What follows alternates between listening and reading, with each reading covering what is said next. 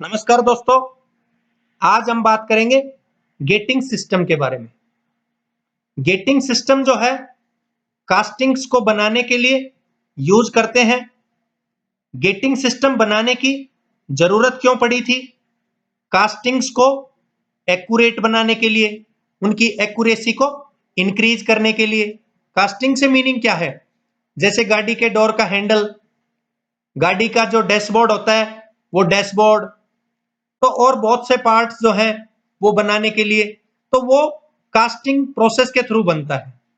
तो उसको बनाने के लिए हमने एक गेटिंग सिस्टम बना दिया ताकि हमारे पास एक्यूरेट कास्टिंग बने, बिल्कुल प्रीसाइज कास्टिंग बने, कास्टिंग में किसी तरह का कोई डिफेक्ट ना हो, टाइम कम लगे, टाइम रिड्यूस हो जाए और इजी वे में वर्कर उसको बना पाए।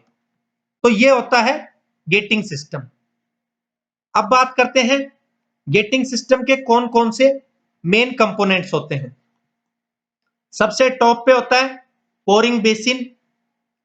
पोरिंग बेसिन जो है उसमें जैसे हैंड रिडल होती है, छलनी होती है, उस छलनी में वायर्स आपस में मैश रहती हैं, तो वैसे इसमें वायर्स आपस में मैश रहेंगी, मेटल की जो वायर रहेंगी। तो इनका फंक्शन क्या होगा? इंप्यूरिटीज को रोकना। जैसे घर में हमारी माता जी या घर का जो भी खाना बनाते हैं, तो वहां पे जब आटा छनता है तो उसमें जो इंप्यूरिटीज बचती हैं, उसी तरह प्योरिंग बेसिन का वर्क होता है कि वहां पे जो भी इंप्यूरिटी होगी उसको ये स्टॉप करता है। दूसरा होता है स्प्रू। स्प्रू से मीनिंग क्या होता है? जो मेटल आएगी, जैसे मोल्टन मेटल का हम लोग यूज कर रहे हैं, तो उस मोल्टन मेटल का जो है, तो ये जो स्प्रू है इसका जो टॉप पोर्शन है, वो टॉप पोर्शन का डाया जो है वो ज्यादा होता है और नीचे का डाया कम होता है। तो इसका जो मैं फंक्शन की बात कर रहा था कि ऊपर से जब मोल्टन मेटल आती है तो नीचे इसलिए डाया इसका कम कर दिया जाता है डायमीटर, ताकि उसकी स्पीड जो है वो इंक्रीज हो जाए। तो स्पीड को इंक्रीज करने के लिए, एक पर्टिकुलर डायरेक्शन में उसको भेजने के लिए, नीचे जो है वो स्प्रू का बेस होता है। स्प्रू के बेस से मीनिंग क्या है? इस तरह का इसको क्यों बनाया जाता है? ताकि किसी तरह की टर्बुलेंस ना हो, किसी तरह की वापस स्ट्राइकिंग ना हो। मोल्टन मेटल यहां से स्ट्राइक, अगर ये स्ट्रेट होता तो यहाँ पे स्ट्राइक करती और वापस उस पर फोर्स डालती जो ऊपर से मोल्टन मेटल आ रही है, तो इस वजह से वो टर्बुलेंस इंक्रीज होने के चांसेस रहते। तो उस चीज को रिड्यूस करने के लिए, ताकि मोल्टन मेटल आराम से फ्लो करे।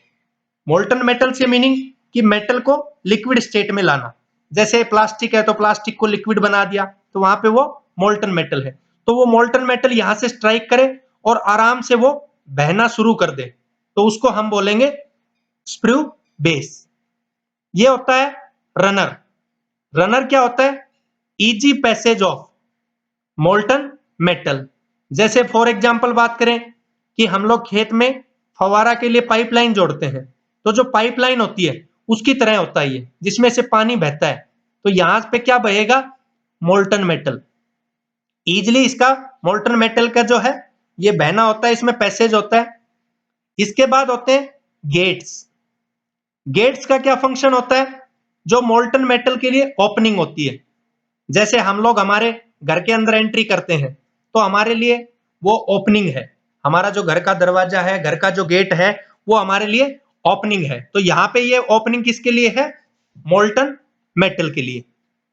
यहाँ पे ये मोल्ड होता है, जो मोल्ड दो पार्ट से मिलकर बनता है। ऊपर वाले हिस्से को हम बोलते हैं कॉप, और जो नीचे वाला हिस्सा होता है उसको बोलते हैं ड्रैग। ये जो होती है इसके सेंटर में केविटी होती है, दोनों साइड में, एक आधी केविटी कोप में और आधी केविटी ड्रैग में। सपोज हमें इस तरह की कोई कास्टिंग बनानी थी, ऐसी शेप की, तो ऐसी शेप की केविटी रहेगी। और किसी शेप की बनानी है तो वैसी रहेगी। गाड़ी के डोर का हैंडल बनाना है तो वैसी शेप की रहेगी। लास्ट पार्ट होता है राइजर। राइजर का फंक्शन क्या होता है कि मोल्टन मेटल से कंप्लीट केविटी फिल हो जाए, और जब केविटी में जब कास्टिंग बनेगी, वो सपोज सॉलिडिफिकेशन के दौरान श्रिंक हो, तो उसमें ये मदद करेगा कि श्रिंकेज की प्रॉब्लम बिल्कुल भी ना रहे, मोल्टन मेटल से कंप्लीट हमारी कास्टिंग फिल रहे। अब बात करते हैं इसकी वर्किंग की। वर्किंग किस तरह होती है, यहां से मोल्टन मेटल डालेंगे हम। मोल्टन मेटल जो होती है वो मैंने बताया था आपको कि जैसे प्लास्टिक है उसको बिल्कुल मेल्ट कर लिया तो वो यहाँ पे डालेंगे प्लास्टिक के पार्ट बनाने के लिए। यहाँ पे जो भी इम्प्यूरिटी होंगी वो स्टॉप हो जाएंगी, फिर वो मोल्टन मेटल नीचे आएगी। तो यहाँ पे मैंने बताया इसको इस तरह से इसका डाया नीचे कम किया जाता है ताकि उसकी स्पीड जो है वो इंक्रीज रहे, आराम से वो इसमें बहना शुरू कर दे। यहां से ये स्क्रू बेस पे स्ट्राइक करेगी नीचे ताकि टर्बुलेंस की प्रॉब्लम को रिड्यूस किया जा सके और आराम से ये मोल्टन मेटल बहती हुई आएगी यहां से। अब गेट्स इसकी ओपनिंग होते हैं मोल्टन मेटल की, तो गेट्स में से ये बहना शुरू कर देगी। अब जो गेट्स मैंने 3 बनाए हुए हैं, तो 3 गेट्स हो ये जरूरी नहीं है, वो डिपेंड करता है कि हमारी कास्टिंग की साइज क्या है। कास्टिंग की साइज बहुत बड़ी है तो उसके अकॉर्डिंग गेट होंगे, कास्टिंग की साइज छोटी है तो हो सकता है एक ही गेट हो। तो नंबर ऑफ गेट डिपेंड करते हैं कास्टिंग की साइज पे कि इसमें केवीटी में जो कास्टिंग हमें बनानी है। बहुत बड़ी कास्टिंग बनानी है उसके लिए हमने छोटा गेट लगा दिया या एक ही गेट लगा दिया तो उसमें प्रॉब्लम क्या आएगी, वो काफी टाइम में भरेगी, और जब भरेगी तो जब वापस हम लोग उसको विड्रॉ करेंगे केवीटी में से तो वो टूट टूट के बिखरती हुई बाहर निकलेगी, अलग अलग हिस्सों में आएगी। तो उस चीज को रिड्यूस करने के लिए गेट्स लगाए जाते हैं। यहां पे फिर वो केवीटी के अंदर फिल होगी प्रेशर के साथ में हल्के, और फिर इसमें फिल होने के बाद सॉलिडिफाई होगी। तो मैंने बताया जैसे श्रिंकेज की कोई प्रॉब्लम हो तो उस चीज को रिड्यूस कर देगा यहाँ पे राइजर। फिर सॉलिडिफाई होने के बाद इसको कोप को हटाएंगे, एक जो हिस्सा है कोप और एक ड्रैग है, तो एक इसमें फिक्स होता है एक इसमें स्लाइड करता है, तो एक हिस्से को हम हटाएंगे और एक हिस्से को मूव करके ये मशीन से मूव करता है, मशीन पे प्रेस जो बटन है प्रेस करेंगे और ये एक साइड में मूव कर जाएगा जो स्लाइड करने वाला होगा जो मूवेबल होगा, तो वो मूव करेगा और मूव करने के बाद उसमें से कास्टिंग को हटा लेंगे और वापस बटन दबाएंगे, ये फिर से क्लोज हो जाएगा।